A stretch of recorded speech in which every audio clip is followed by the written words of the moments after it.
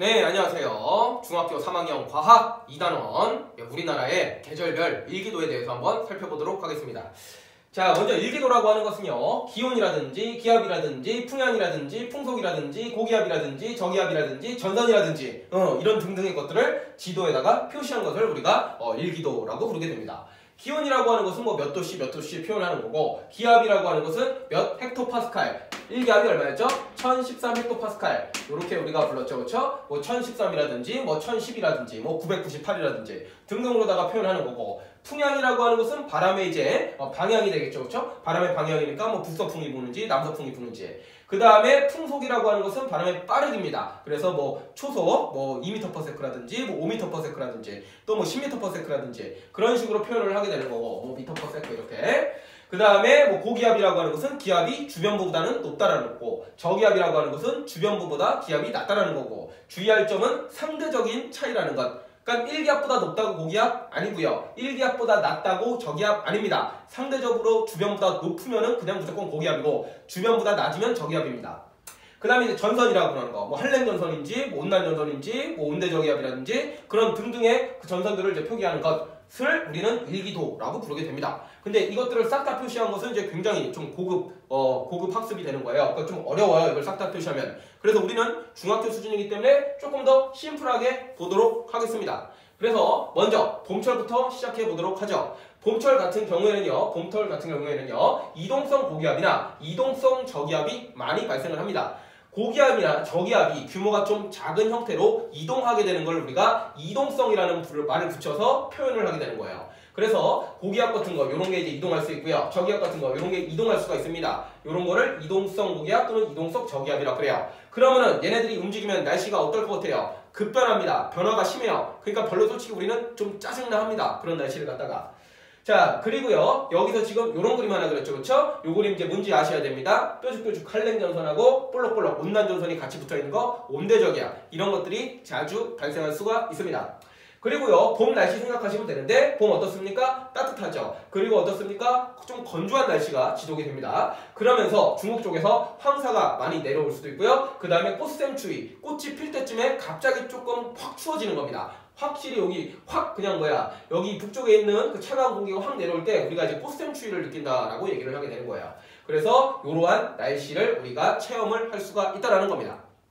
자, 두 번째로 여름철 넘어가도록 하겠습니다. 여름철 같은 경우에는요, 북태평양 기단의 세력이 강화됩니다. 북태평양 기단은 여기 있죠, 그쵸? 여기에 있는 기단의 세력이 강해져서 치고 올라옵니다. 그래가지고 위쪽에는 저기압, 아래쪽에는 고기압인 남고 북저형의 기압 배치를 이루게 됩니다. 남고 북저형의 기압 배치를 이루게 되고요. 그 다음에 여기가 고기압, 여기가 저기압이니까 바람이 이렇게 불 거 아닙니까? 그쵸? 이 바람을 우리가 뭐라고 불러요? 남동계절풍이라고 부르게 됩니다. 남동 쪽에서 불어오기 때문입니다. 그 다음에 초여름에 장마가 발생할 수 있습니다. 그래서 위쪽에선 찬 공기가 내려오고 아래쪽에선 뜨거운 공기가 올라갈 때 얘네들이 우리나라 허리춤에서 세력 다툼을 하게 되면은 요거 정체전선 기억하셔야 됩니다. 정체전선이 생겨요. 또는 장마전선이라고도 부릅니다. 그때 우리나라에 오래도록 비를 뿌리게 되죠. 그때 우리는 장마철이 왔다라고 얘기를 하게 되는 겁니다.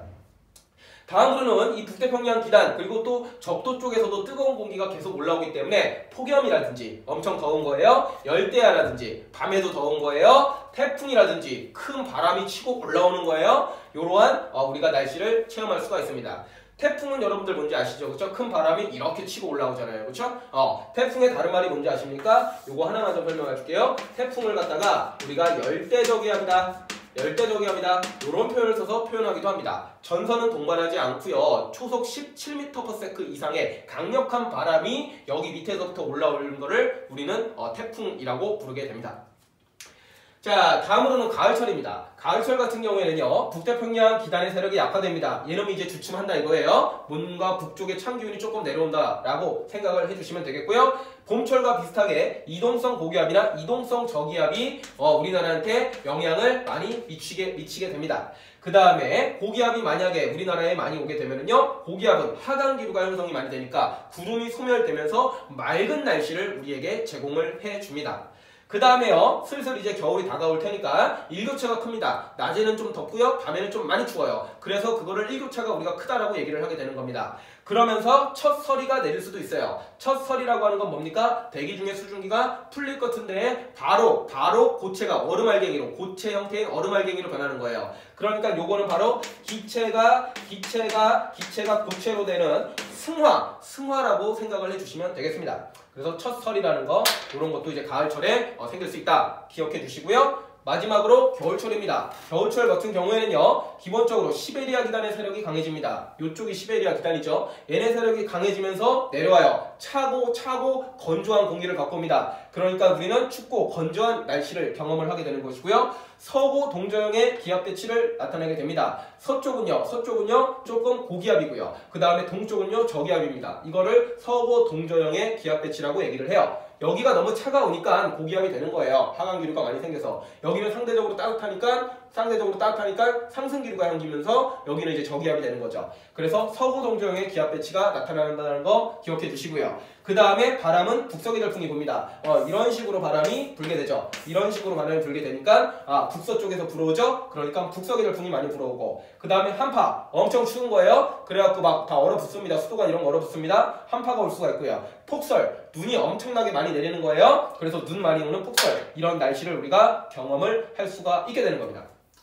자, 그래서 일기도 꽤 많은 얘기를 했는데요. 일단은 여러 가지 우리가 배운 것들을 지도에 표시한 것을 우리는 일기도라고 부르게 되고요. 그 다음에 봄, 여름, 가을, 겨울에 해당하는, 요건 내가 지금 심플하게 그랬는데 실제 문제에서는요, 여기에 등압선이 이제 쭉쭉 그려져 있을 겁니다. 등압선으로 뭐 1013 헥토파스칼 숫자가 써 있겠죠. 뭐 1013, 1012, 1011, 뭐 1020 등등의 숫자가 이 등압선으로 많이 표현이 됩니다. 등압선이라고 하는 것은 그 압력이 똑같은 데를 이렇게 이제 마치 등고선처럼 표현한 거를 등압선이라고 불러요. 등압선.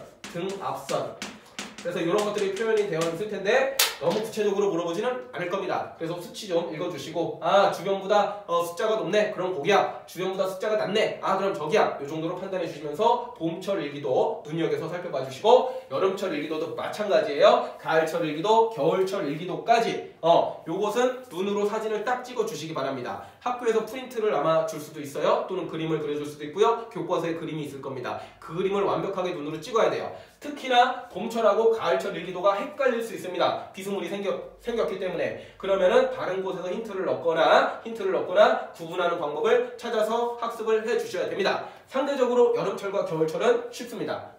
그렇기 때문에 이 부분을 조금 힘들 수 있지만 눈으로 눈도장 잘 찍으면서 제대로 좀 학습을 해 주시기 바랍니다. 수업은 여기까지 하도록 하죠.